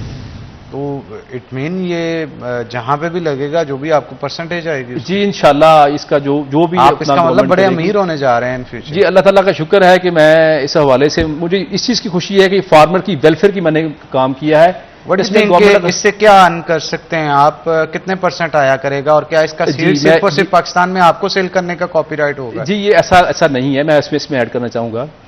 इसमें एक्चुअली फार्मर के जो मसाइल मैं आपको पहले बता रहा था कि मैंगो के अंदर एक फिनोमिना है अल्टरनेट बेयरिंग का, कि मतलब एक साल जो है उस पौधे पे फल कम आता है और एक साल ज्यादा आता है। अब फार्मर को एक ऐसी वैरायटी चाहिए थी कि जिस साल उनका ऑफ ईयर होता है उस साल ये वैरायटी उनके पास हो, ताकि मार्केट के अंदर उनके पास इतना फ्रूट हो कि वो अपने लॉस को जो है पे ऑफ करने के लिए इस वैरायटी को अगर वो मार्केट में ले जाते हैं तो उनका लॉस पूरा हो जाए। तो ये जो वैरायटी है अल्हम्दुलिल्लाह, अब साउथ की तरफ अगर बात करें वहां भी लग रही है, सिंध के अंदर लग रही है। मेरा सवाल फिर वही, जी पेटेंट करवाने की वजह से आपको क्या फायदा होगा? जी इसमें गवर्नमेंट के इंसेंटिव होते हैं, लेकिन वो बात की बात है, गवर्नमेंट हमें क्या इसमें फाइनेंशियल स्टेबिलिटी कहां पे आएगी आपके लिए कि क्या ये जहां पे भी प्लांट किया जाएगा? क्योंकि पेटेंट का मतलब ये होता है कि बस उसके कॉपीराइट्स आपके पास हैं, तो जहां पे भी इसे अगर ग्रो किया जाता है तो क्या उसकी कोई % आएगी आपको, या इसके इसमें जो पेटेंट का जो वर्ड इसमें अगर यूज करें, पेटेंट जो है वो एक सेपरेट चीज है।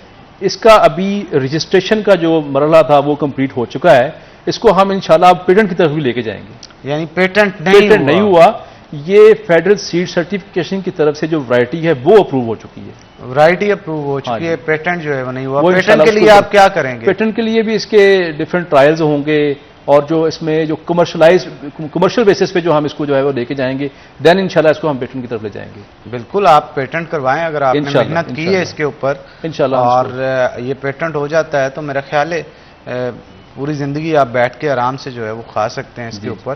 वो वजह ये भी होती है कि बंदे ने कभी मेहनत की हो ना तो उसका फल कभी ना कभी मिलता है, तो आपको तो फल की शक्ल में मिल गया है। दूसरा हनान मैं इसमें ऐड कर दूं कि ये वो वैरायटी है जिसमें अगर हम बात करें प्रोसेसिंग के हवाले से, इसमें जैम्स, जेलीज, मार्मलेड्स या इसके जो ड्राई चिप्स फॉर्म में अगर बात करें, इसके चंक्स बना के लोग खाते हैं, तो अब इसकी प्रोसेसिंग में ये वैरायटी बहुत ज़बरदस्त है। और जो हमारे फार्मर कि बाई प्रोडक्ट्स अच्छे जितने भी बाई प्रोडक्ट्स के हैं वो आप, मैं समझता हूँ इसकी कैंडी तैयार हो रही हैं, इसकी चॉकलेट्स तैयार हो रही हैं, इसकी लेदर तैयार हो रही है। अच्छा, यानी मार्केट में आ गया ये मार्केट में जो हमारे बड़े बड़े मेट्रो स्टोर्स हैं वो तो हम वहां से इंपोर्ट कर ही रहे हैं। तो मैं यही आपको, आप मेरी बात नहीं समझ रहे। आप वाली वैरायटी जो स्पेसिफिकली है ZA मैंगो, जी इसकी मैं बात कर रहा हूं। इसी की मैं बात कर रहा हूं कि इसको ट्रायल बेसिस पे तो हमने कामयाब कर लिया है, लेकिन हमने इसको लेके जाना है कमर्शलाइजेशन की तरफ। कमर्शलाइजेशन की तरफ आ चुका है या नहीं है? ये वहां पर, क्योंकि हमारे पास पाकिस्तान में, मैं पहले भी बता चुका हूं कि कमर्शलाइजेशन की तरफ मेरे ख्याल है बाद में आए, पहले इसे पेटेंट करवा लें। ये आपके लिए मतलब मेरी नाकस इलम के मुताबिक आपके लिए। सर मैं पहले भी आपको बता चुका हूं कि हमारे यहां जो फ्रूट्स के लॉसेस की बात करें तो 50% हमारा फ्रूट लॉस हो रहा है, और अगर इसके फ्रूट को हमने फील्ड में ही 50% लॉस कर दिया तो मेरे फार्मर को इससे क्या फायदा होगा। तो इस पे मैं गवर्नमेंट को अपील करता हूं कि कम से कम डिस्ट्रिक्ट लेवल पे इसको करें। अब तो ये तहसील लेवल पे प्रोसेसिंग इंडस्ट्री जो है वो इंस्टॉल होनी चाहिए, और जो भी फार्मर इस चीज़ का ख्वाहिशमंद हो वो अपने तहसील में जाए, वहां पे जाके अपने फ्रूट को ले जाए, उसके जितने भी बाय प्रोडक्ट हैं वो वहां पे जब उसकी लेदर बनाता है, आया कि वो उसकी अपना जैम, जेलीज, मार्मलेड, जो व्हाट्सएवर कुछ भी इसका बनाना चाहे वो बना के, और वो महंगे दामों जो है हम क्यों ना हम इसको एक्सपोर्ट करें। बिल्कुल आपने ठीक कहा। हम देखें आपकी एक रिसर्च है, आपने काम किया, अच्छा हम उसको टीवी पे तो दिखा रहे हैं, लोगों को प्रमोट भी कर रहे हैं, लेकिन कोशिश ये करें कि ज़्यादातर अभी क्योंकि आपने कमर्शलाइजेशन की तरफ इसकी आना है, तो फार्मर्स के साथ जो स्पेसिफिकली इस फ्रूट के फार्मर्स हैं उनके साथ मीटिंग करें, सेमिनार्स करें, उनको इसकी अहमियत के बारे में बताएं। जब वो उसे ग्रो करेंगे देन इसकी मार्केटिंग स्ट्रेटजी जो है वो आप बनाइएगा, और इस चीज़ में खुद आप तमाम चीज़ों में खुद इन्वॉल्व होंगे तो आपको ज़्यादा फ़ायदा होगा। और ये तमाम प्रोसेस जो है वो पेटेंट होने के बाद करवाइएगा। जी हनान साहब, मैं आप इसको मैं ऐड कर सकता हूँ उसमें। पिछले 5 साल से हमने बहुत सारे फार्मर डे और सेमिनार कंडक्ट करवा के हमने इसकी प्रमोशन की है, ना सिर्फ ये हमारे फैसलाबाद में बल्कि हमारे साउदर्न रीजन में, और हमारा जो बाकी बेल्ट है, बिहाड़ी का एरिया हो गया, मुल्तान का एरिया, हमने वहाँ इसकी प्रमोशन की है और लोगों को हम इसकी तरफ लेकर आए हैं, और अल्हम्दुलिल्लाह ये वैरायटी अब हाई डेंसिटी प्लांटेशन में लोग लगा रहे हैं। बिल्कुल, इस पर मजीद गुफ्तगू करेंगे, लेकिन एक छोटी सी ब्रेक के बाद ब्रेक ले रहे हैं। ब्रेक के बाद दोबारा हाजिर होते हैं, आपने कहीं नहीं जाना, हमारे साथ है ना।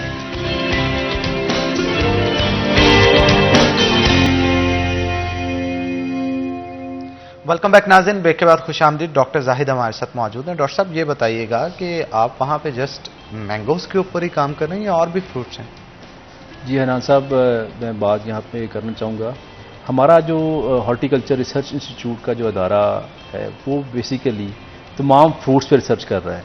इसके अंदर हम सिट्रस पे काम कर रहे हैं, इसके अलावा हम अपना अनार पे काम कर रहे हैं, फिग पे काम कर रहे हैं, और अल्हम्दुलिल्लाह अब हमने माइनर फ्रूट्स पे काम शुरू कर दिया है।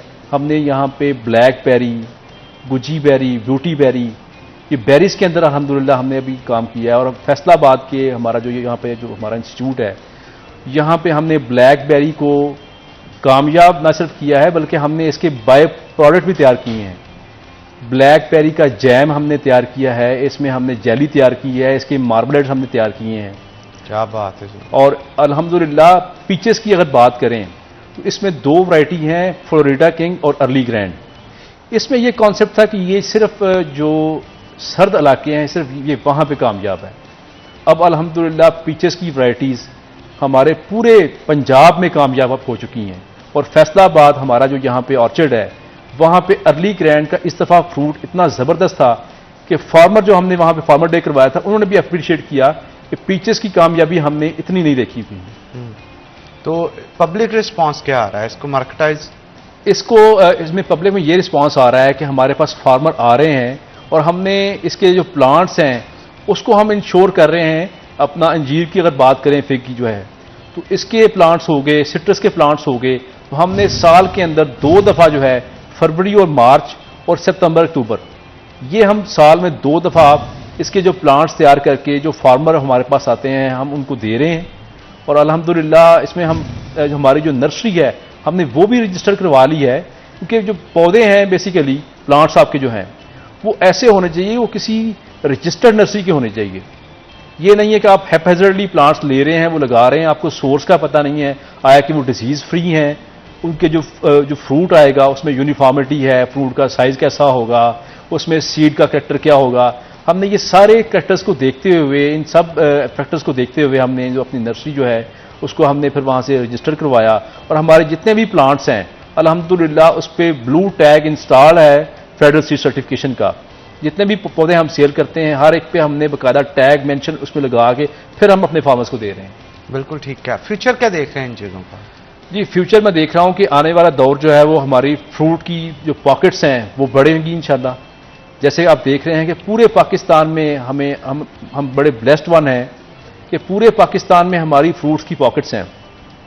आप साउथ की बात करें तो वो हमारा मैंगो के लिए फेमस है। अगर हम हमारे पोठोहा रीजन की बात करें तो वहाँ पे हमारे फिग, हमारा ऑलिव की हमने वैली बना दी है अपने चकवाल एरिया में, अगर आपको जाने के इत्तेफाक हो। बिल्कुल मुझे पता है। अब वहाँ पे हमने अपने प्लांट जो है वो इंस्टॉल कर दिए हैं और ऑयल की प्रोडक्शन जो है वहाँ पे ऑलिव ऑयल की प्रोडक्शन वहाँ पे हो रही है। और उसके लिए तो इवन कर्ज भी दिया जा रहा है। जी बिल्कुल ऐसा ही है। और वो जो हमने ऑलिव वैली वहाँ बनाई है और वहाँ के जो मुकामी लोग हैं वो हमारे पास अपना ऑलिव हार्वेस्ट करके लेके आते हैं और हम उसका जो ऑयल है वो एक्सट्रैक्ट करके हम उनको दे रहे हैं और हम फ्री ऑफ कॉस्ट दे रहे हैं वहाँ पे। अच्छा, free of cost? Free of cost हम उनको दे रहे हैं ताकि लोगों के अंदर ये हौसला अफजाई हो और वो ऑलिव की प्रोडक्शन की तरफ जाएं। और अल्हम्दुलिल्लाह मैं समझता हूं कि ऑलिव ऑयल में हम लोग जो हैं वो आने वाले जो 10 साल हैं उसमें हम खुद कफील हो जाएंगे इंशाल्लाह। खुद कफील हो गए। ये मेरा ख्याल एक बड़ी इंपोर्ट है जो कि हम बाहर से करते हैं। मिलियंस ऑफ डॉलर्स जो हैं सिर्फ डॉलर जो हम उस पर इन्वेस्ट कर रहे हैं और वो भी जो हम ऑयल लेके आ रहे हैं उसकी क्वालिटी जो है वो नहीं है। तो ये वो नेचुरल ऑयल है जो आपकी हेल्थ के लिए बड़ा अच्छा है। एक्स्ट्रा वर्जिन ऑयल जो है। ठीक है। और इसके अलावा और किन किन फ्रूट्स के ऊपर काम हो रहा है? इसके अलावा अगर हम बात करें फिग की तो अल्हम्दुलिल्लाह हमारे हॉर्टिकल्चर रिसर्च इंस्टीट्यूट जो हमारे साइंसदान हैं उन्होंने फिग की ड्राइंग पे काम किया हमने। और फिग की जो ड्राइंग है उसमें 2 से 3 टेक्नोलॉजी हमने इंट्रोड्यूस करवाई हैं। इसमें हमने सोलर ड्राइंग भी की है और हमने एक ड्रायर इंपोर्ट किया है बाहर से। उसके अंदर भी हमने 52 सेंटीग्रेड जो टेम्परेचर सेट करके हमने इसको स्टैंडर्डाइज करके अब जो फिग की जो हमने ड्राइंग की है अगर आप मार्केट से लेके आते हैं तो वो फ्रूट को आप हमारे फ्रूट के साथ कंपेयर करेंगे ना सिर्फ उसका टेस्ट बल्कि उसकी हाइजेनिक कंडीशन जो है वो बड़ी मैटर करती हैं। आप आम जो मार्केट से फ्रूट लेते हैं ड्राई फार्म में फिग का तो उसके अंदर आप देखते हैं कि फंगस ग्रो की होती है, लेकिन हमारे पास जो हमने फ्रूट ड्राई किया है वो पूरी हाइजेनिक कंडीशन को हम मद्देनजर रखते हुए हम उसको तैयार कर रहे हैं। बिल्कुल ठीक कहा आपने। अच्छा, ये जो ऑलिव ऑयल का आपने बताया लोग इससे पैसे जनरेट कर रहे हैं, मार्केटिंग लेवल पे ये चीज़ें आ गई? जी कल ही ये एक चकवाल के अंदर हमने फिग का फेस्टिवल करवाया और उसके अंदर ही ऑलिव की डिस्कशन भी थी। तो वहाँ पे पॉक ऑलिव वाले मैंने देखा है वहाँ पे, और उसके अलावा अमीर फार्म जो है वो अपना ऑलिव जो है वो तैयार करके, और अब बहुत सारे लोग जो हैं वो ऑलिव की प्रोडक्शन की तरफ आ रहे हैं और इसका ऑयल जो एक्सट्रैक्ट करके ना सिर्फ ये मुख्तलिफ अपना सेमिनार जो हमारे हो रहे हैं या एक्सपो हो रहे हैं वहाँ पे प्रेजेंट कर रहे हैं, बल्कि अब वो एक्सपोर्ट की तरफ जा रहे हैं। ठीक है, तो एक्सपोर्ट होना शुरू हो गई है या ये इसकी जो अगर क्वांटिटी की बात करें तो ये बड़ी माइन्यूट क्वांटिटी है। ये अमीर फार्म वाले जो है वहाँ पे हैं और जो दूसरे ये है वो उसकी माइन्यूट सी क्वांटिटी जो है वो एक्सपोर्ट कर रहे हैं, लेकिन अब हम उस लेवल का की अगर बात करें एक्सपोर्ट वो नहीं है। लेकिन इंशाल्लाह आने वाले जो 10 साल में देख रहा हूँ उसके अंदर हम जो ऑलिव ऑयल है वो एक्सपोर्ट करेंगे इंशाल्लाह। आप क्या समझते हैं कि रिसर्च हमारे यहाँ जो की जा रही है इस तरह के फ्रूट्स की या दीगर चीज़ों की, दुनिया के मुकाबले में जिस तरह दूसरे मुल्कों में देखा जाए रिसर्च बड़ी तेज़ी से हो रही है और नई नई चीज़ें जो है वो दरियाफ्त की जा रही हैं, यील्ड बढ़ाई जा रही है बहुत सारी चीज़ों की, इन पे भी वैसे काम हो रहा है या स्पीड अप करने की जरूरत है? फ्रूट की अगर प्रोडक्शन और उसके एरिया की बात करें तो अल्हम्दुलिल्लाह पाकिस्तान में ये अब बेहतरी देखने में आ रही है। अब मैंने पहले भी आपको बताया कि माइनर फ्रूट्स का पाकिस्तान के अंदर कॉन्सेप्ट ही नहीं था। यहाँ पे ब्लैकबेरी, ब्लूबेरी, क्रेनबेरी और इस तरह के जो फ्रूट्स, नॉवल फ्रूट्स थे। एवोकेडो की अगर बात करें अल्हम्दुलिल्लाह हमने फैसलाबाद में जो हमारा एवोकेडो है उस पर भी फ्रूटिंग हमने देखने में आई है, और हमारा मरी में एक हमारा स्टेशन है वहाँ पे एवोकेडो जो है वो कामयाब है और लोग जो है उसकी प्रमोशन बड़ी हो रही है और एवोकाडो का भी ऑयल हम जो इसकी अपना उसके अंदर पिट होती है, एवोकाडो यहाँ पे ग्रो कर रहे हैं एवोकाडो यहाँ पे ग्रो कर रहा है जी हमने, और वो हो रहा है वो हो रहा है यहाँ पे। लेकिन जिस तरीके से वो अपना हिली एरियाज में हो रहा है वो कामयाबी यहाँ पे देखने नहीं आ रही, लेकिन फ्रूटिंग पे पौधा यहाँ पे हमारा आ गया है। अच्छा, दूसरी चीज ये भी होती है ना कि आप देखते हैं कि कंट्रोल्ड एनवायरनमेंट के अंदर चीजों को ग्रो किया जाता है। आपने खुले ट्रायल्स लगाए फील्ड के हमने फील्ड के अंदर इसका एवोकाडो लगाया है, हमने जो बेरीज हैं हमने ये फील्ड में लगाई हैं और अल्हम्दुलिल्लाह ये कामयाब है। मैस प्रोडक्शन कर रहे हैं या जस्ट कुछ प्लांट लगा के चेक कर रहे हैं आप? ये हमने पहले तो इसको अपना इनिशियल जो हमारे ट्रायल बेसिस पे थे वो लगाए हैं, और अब हम आगे उनको एक्सटेंड कर रहे हैं, उसके ब्लॉक फॉर्म में लगा रहे हैं। हमने ऑलिव का ब्लॉक जो है वो भी हमने एस्टेब्लिश कर लिया है। इसके अलावा हम जो बेरीज हैं इंशाल्लाह हम उसके भी अब पौधे एक्सटेंड कर रहे हैं, और ऑलिव का भी हमने पूरा कितने प्लांट्स आपने लगाए हैं? मतलब थोड़ा सा ये पता चले कि वो कंट्रोल्ड एनवायरनमेंट के अंदर तो नहीं है जी। ये मैं नाज़रीन को भी इसमें मतलब बताता चलूं कि एवोकाडो का जो हमने जो पूरा ब्लॉक हमने वहां पे एस्टेब्लिश किया है, हमने उसके अंदर 150 पौधा जो है वो 1 एकड़ के अंदर हमने लगाया है। 1 एकड़ में लगाया? 1 एकड़ की फार्म में हमने लगाया है। ऑलिव जो है वो हमने 1 एकड़ की फार्म में लगाया है, और अब जो बेरीज हैं इंशाल्लाह अब भी हम जो है ये जो सीजन आ रहा है उसके अंदर 1 एकड़ में हम ब्लैकबेरी को लगाएंगे। और हमारे जो चकवाल का स्टेशन है वहां पे 2 एकड़ जो है बेरी को हमने लगाए हैं, और उसके पौधे भी बना के हम जो है वो फार्मर को सेल आउट कर रहे हैं। ठीक है। और ये जो फ्रूट आप अभी ये ZA मैंगो लेके आए इसके हवाले से भी बताइए। ये आप देखें जी, ये फ्रूट की जो का साइज अगर आप देखें, इसकी कॉस्मेटिक ब्यूटी देखें तो अल्हम्दुलिल्लाह ये हमारे यूरोप की मार्केट में इसको बड़ा पसंद किया जाता है। अच्छा, ZA मैंगो से ना मुझे मियाज़ाकी जो मैंगोज हैं जी, आपने पढ़ा होगा? जी, मैंने पढ़ा है जी। दुनिया के मोस्ट एक्सपेंसिव मैंगो है जी, मैंगो है जी नाज़रीन। और कहा जाता है पाकिस्तानी नियर अबाउट 4.5 लाख रुपए किलो के वो मिलते हैं, ऐसा ही। और जापान में जो है वो ग्रो किए जाते हैं। ऐसी कोई वैरायटी बना दी जाए तो मेरा ख्याल है वर्ल्ड वाइड बड़ा फायदा होगा उसका। बहुत शुक्रिया आपका सर आज के शो में आने के लिए। इसी के साथ नाज़रीन आज के शो से आप अपने मेजबान हनान बुखारी को दीजिए इजाजत, फिर होगी आपसे मुलाकात। तब तक के लिए अल्लाह हाफिज।